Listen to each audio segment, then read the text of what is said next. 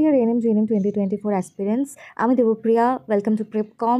এই চ্যানেলে আমি রেগুলার বেসিসে তোমাদের এএনএম জিএনএমের জন্য লাইফ সায়েন্সের এবং ফিজিক্যাল সায়েন্সের এমসিকিউ শেয়ার করি। তো এই চ্যানেলটা সাবস্ক্রাইব করা না থাকলে অবশ্যই সাবস্ক্রাইব করে দাও, কারণ এই যে এমসিকিউ সিরিজটা আমি নিয়ে এসেছি এটা একদম তোমাদের এক্সাম অবধি চলবে।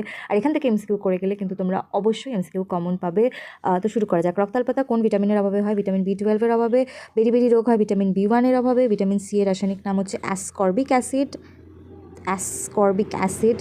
আচ্ছা, নেক্সট হচ্ছে কোষের বৃদ্ধি, প্রস্তুতি এবং বিভাজন দশাকে একসাথে বলা হয় হচ্ছে কোষ চক্র বা সেল সাইকেল।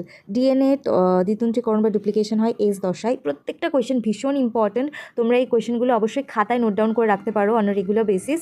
ভিডিওটা ভালো লাগলে লাইক করে দিও। আর তোমরা যারা এনএম জিএনএমের জন্য অনলাইন কোচিং করতে চাইছো তারা সবাই 6296554992 এই নম্বরে কন্ট্যাক্ট করতে পারো। আমাদের অ্যাডমিশনের ওপর কিন্তু এখন চলছে ফ্ল্যাট 40% অফ। আর দেরি না করে আমাদের প্রেপকমে জয়েন করে যাও।